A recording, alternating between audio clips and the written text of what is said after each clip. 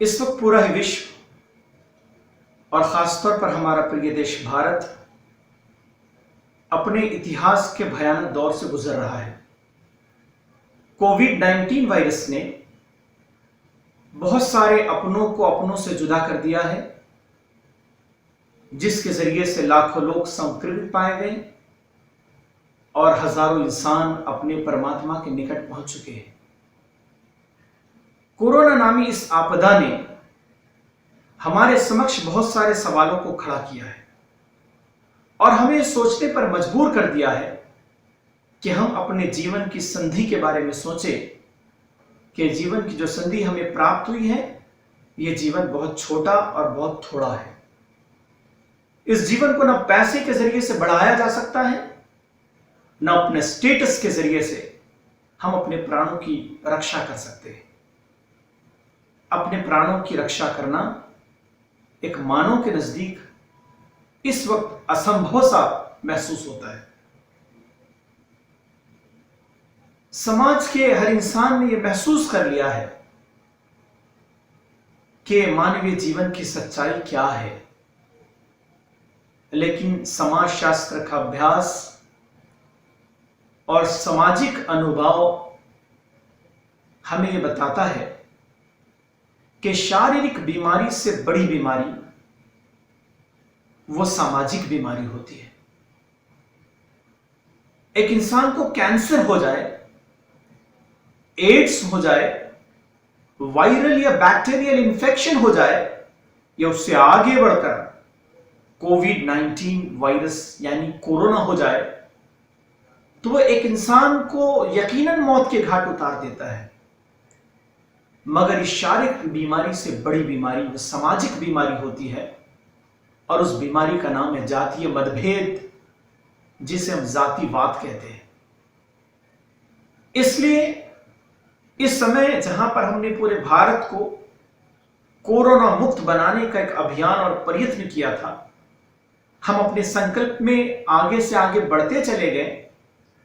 इस वक्त हमें अपने सामने यह लक्ष्य भी बनाना होगा कि जिस तरह से हमने कोरोना मुक्त भारत बनाने की कोशिश की है, उसी तरह से हम एकजुट होकर तमाम समाज, तमाम समुदाय आपस में मिलकर इस सामाजिक तत्वों पर बात कर हम सामाजिक बुराइयों के खात्मे की भी कोशिश करें।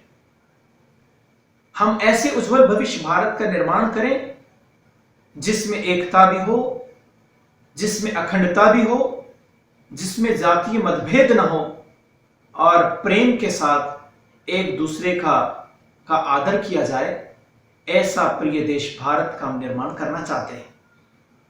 इसी संदर्भ में हमने जलगांव शहर के मठों में जाकर मंदिरों में विजिट की, गुरुद्वारों में, चर्चेस में, बौद्ध विहारों में विजिट की और हमारे साथियों ने वहां धर्मगुरुओं से बातचीत कर उनके बहुत ही ग्रेटेस्ट व्यूज हमारे सामने पेश करने की कोशिश की है। ये धर्मगुरु है, ये रिलीजियस स्कॉलर्स है, जिन्होंने आम जनता को यह संदेश देने की कोशिश की है कि कोरोना के संकट के अवसर पर हम जिस तरह से आपस में एकजुट होकर इस बीमारी का मुकाबला कर रहे हैं, ठीक उसी तरह से सामाजिक तत्व के आधार पर जो बीमारियां समाज में फैल रही है, जैसे जाति के आधार पर भेदभाव होना, जैसे भाषा के आधार पर मानवीय समाज का विभाजन होना, इन सारी बीमारियों को भी हम दूर करने की कोशिश करेंगे। तो कुछ ही देर के बाद आप देखेंगे कि धार्मिक स्कॉलर्स ने, रिलीजियस स्कॉलर्स ने जो बहुत ही वैल्यूएबल थॉट्स हमारे सामने रखे हैं, उसके जरिए से हम एक समाज का निर्माण कर सकते हैं। मुझे उम्मीद है कि हम सब मिलकर एक नए समाज की रचना करेंगे। आज आपण सगळे सामाजिक, राजकीय आणि राष्ट्रीय आणि जागतिक दुःखामध्ये अटकलेलो आहोत। सनातन धर्माचा असा उपदेश आहे की सर्वे सुखिनः सन्तु सन्तु निरामयः सर्वे भद्राणि पश्यन्तु। जगामध्ये कोणीही जीव दुःखी राहू नये, सगळे सुखी राहावे, सगळ्यांमध्ये प्रेम नांदावं। मनुष्याच्या कृतीमुळे निर्माण झालेला हा जो एक दृष्ट आजार आहे की ज्यामुळे सगळी भूमी त्रस्त होते आहे, सगळे मानव त्रस्त होत आहे. सगळे मानव जाती जेवढ्या सनातन धर्माचे म्हणा, ईसाई धर्माचे म्हणा, मुसलमान धर्माचे म्हणा, आणखीन ख्रिश्चन धर्माचे म्हणा, या सगळ्या धर्मांच्या लोकांना प्रेम भावना जागृत जर जास्त केली, सगळ्यांमध्ये सद्भाव केला, तर या दृष्टरोगावर आपण मात करू शकू. कारण प्रेम असं एक साधन आहे की ते दृष्टाला, अतिबलवानाला, अतिक्रूराला सुद्धा नमवू शकतं. आपल्याकडे असं सांगितलं आहे, नम्र झाला भूता तेने कोंडिले अनंता. सर्व पंथांमध्ये प्रार्थना आहे. प्रार्थना याचा अर्थ नम्रता आहे आणि नम्र ईश्वराजवळ व्हायचं आहे. जेव्हा जीव, सगळे धर्म, सगळे जीव एक मात्र येतील आणि भगवंताला, ईश्वराला मोठ्या प्रेमानं हाक मारतील आणि तोच ईश्वर सगळ्या प्राणीमात्रांमध्ये भरला आहे, जीवमात्रांमध्ये भरला आहे, अशी बुद्धीमध्ये संकल्पना करतील, त्या संकल्पनेनं जग सुखी होणार आहे. सर्वेप्य सुखिनः सन्तु सन्तु निरामया. आणि सगळे जगात सुखी राहतील. आज आपल्या राष्ट्रावर, देशावर एवढंच नाही तर सगळ्या भूमीवर आलेलं हे संकट आपण सगळे मानव एक येऊन आपल्या भेदांना विसरून ईश्वरावर निष्ठा ठेवून या संकटावर मात करूया आणि पुन्हा आपली ही भूमी पवित्र करूया. जय हिंद, जय Maharashtra. Good evening everyone. So this is the time of COVID and see we are trying our level best in order to eradicate this COVID and therefore we need, हमारे लिए ऐसा चाहिए, हमारे लिए कोविड का ये समस्या हम पूरा जन हमारे दिन में लगा के हम इसके संग लड़ना चाहिए अपन को, और लड़ा के अपन को इधर से उसको निकालना चाहिए. और इसी के लिए हमको ईश्वर से दुआ भी मांगना है और हम एकजुट जैसा होता है वैसा हमको आगे निकलना है. हमारे लिए हमारे ज़िंदगी में जैसे कोविड सब मनुष्य के लिए ये अफेक्टेड है. जैसे मान लो वो क्रिश्चियन हो या हिंदू हो या मुसलमान हो या पारसी हो, कुछ भी हो, सबके लिए जैसे कोविड आ गया, सब के लिए वो उसका अफेक्शन, इसका ये हो गया, इसका ये अफेक्शन हो गया. जैसे हमारे लिए जो भी हो, हम एकजुट जैसे रहना है हमारा ये ज़िंदगी में, हमारा ये समाज में. अभी देखो कोविड जैसे आ गया, कोविड आ गया, या मुसलमान हो या हिंदू हो, क्रिश्चियन हो, जो भी हो, कोविड एक ही जैसा होता है. जैसे एक ही जैसा हमारे लिए सबके लिए होना है. हमारे लिए भातृप्रेम, हमारे भातृप्रेम और हमारे लिए जो लव रहता है, प्रेम रहता है, वो सबके बीच में हमारे लिए रहना है. नहीं है तो हमारे ज़िंदगी में ये कष्ट हमको उठाना, हमारे लिए कष्ट ज़िंदगी में हमारे लिए उठाना बहुत असंभव होगा. तो भातृप्रेम ऐसा होना है, मतलब हम किसी से भी हम उसका जाति नहीं पूछता है, हम किसी से भी उसको रिलीजन के बारे में नहीं पूछता. भातृप्रेम कैसा है, ये वो मनुष्य है या वो मानविकता के रूप में हम लोग उसको सेवा करना है. सबको मानविकता के रूप में we have to spread our love just because of universal brotherhood, not because in the name of religion. In the name of religion we can't do anything, because if we are going to do anything that will affect the world and that will bring the poison into the society. So therefore we need, हमारे लिए जो भी चाहिए, हमारे लिए प्रेम होना है. हमारे बीच में जो भी रिलीजन अपन हो, हमारे लिए प्रेम होना है. उसी हिसाब से हम पूरा मानव को सेवा करना है, पूरा मानव को हमारा प्रेम देना है. तो यही होगा हमारा इच्छा और यही होगा हमारा आशा ये कोविड के टाइम पे. वाहिगुरू खालसा वाहिगुरू फतेह. हुजूर श्री गुरु ग्रंथ साहब जी महाराज दे रुख बाणी है, हिंदू तुर्क कहाँ ते आए, किन्ने राह चलाई, दिल में सोच विचार कवांदे, भिसत जोग दोजक किन पाई. ये बाणी श्री गुरु ग्रंथ साहब जी महाराज के अंदर दर्ज है. परम संत कबीर साहब जी महाराज के शब्द के द्वारा समझाया जा रहा है.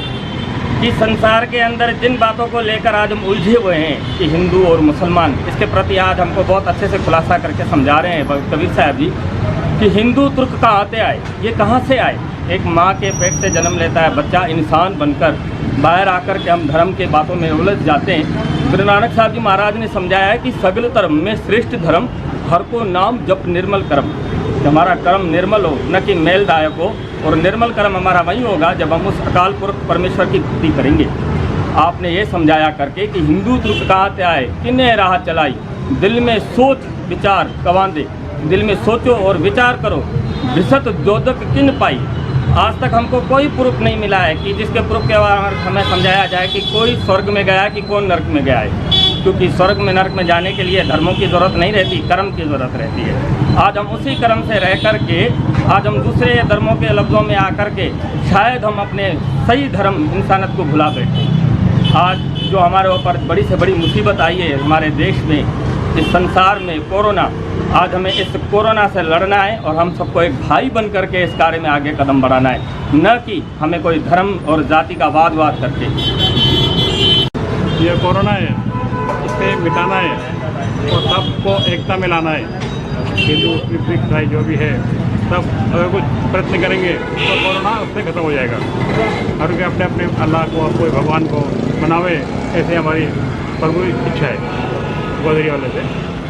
आदरणीय सारे धर्मों के धर्म गुरु वर्ग और भाइयों और बहनों, ये मेरा सौभाग्य है कि आज हम एक महत्वपूर्ण कार्यक्रम में उपस्थित है। मैं सारे हमारे आदरणीय गुरुओं को अभिनंदन करता हूँ, धन्यवाद देता हूँ। कोविड-19 के इस बड़े ही परीक्षा वाले समय में मानवता के नाम उन्होंने प्रेम और बंधुत्व का संदेश दिया है। जैसा कि मैंने पवित्र कुरान की एक पंक्ति अपने इस भाषण के आरंभ में आपके सामने पढ़ी थी, उसका अनुवाद इस तरह है: जल में और थल में विध्वंस और फसाद, बिगाड़ निर्माण हो गया है, और ये इंसान के अपने हाथों की कमाई है, ताकि इंसानों को इस कमाई का मज़ा चखाए, उन्हें बाज़ आमाल का निरीक्षण करवाए। ये जो कुछ भी महामारी और इस दुनिया में परीक्षाएं होती है, आजमाइशें आती है, ये इंसानों की बुराई की वजह से, कि जब मानव अपने पालनकर्ता को भूल जाता है, उसकी अवज्ञा करने लगता है, उसकी नाफरमानी करने लगता है, इस धरती पर विध्वंस मचाता है, जुल्म करता है, अत्याचार करता है, हक मारता है, ये अश्लीलता, ये नग्नता, ये व्यभिचार, ये भ्रष्टाचार, ये एक दूसरे के बारे में भेदभाव, घृणा, नफरत, ये सारे जो कुछ कार्य और कर्म मानव कर रहा है, अल्लाह और ईश्वर ऐसी चीज़ें भेजकर उसको होशियार करता है कि देख, अभी भी तू होशियार हो जा, होश में आ जा, अपने जीवन के उद्देश्य को समझ। यहाँ मानव इसलिए नहीं आया है कि खाओ पियो और मज़ा करो, बल्कि मानव के जीवन का उद्देश्य ये है कि ईश्वर ये देखना चाहता है कि तुम्हारे कार्य कैसे हैं, कौन अच्छे कार्य करके आता है, कौन उसके साथ उसके आज्ञा पालन करता है, कौन उसके आदेशों का पालन करता है, ये ईश्वर देखना चाहता है। यहाँ मुझे संयोजकों ने इसका अवसर दिया, मैं उनका आभारी हूँ, और ईश्वर दरबार में मैं प्रार्थना करता हूँ कि हे अल्लाह हमें इस संकट से, इस महामारी से बचा ले और हम सबको सतमार्ग पर चलने की बुद्धि दे। इन्हीं शब्दों के साथ मैं अपने शब्दों को विराम देता हूँ। वो आखिर दावाना अल्हम्दुलिल्लाह रब्बिल आलमीन।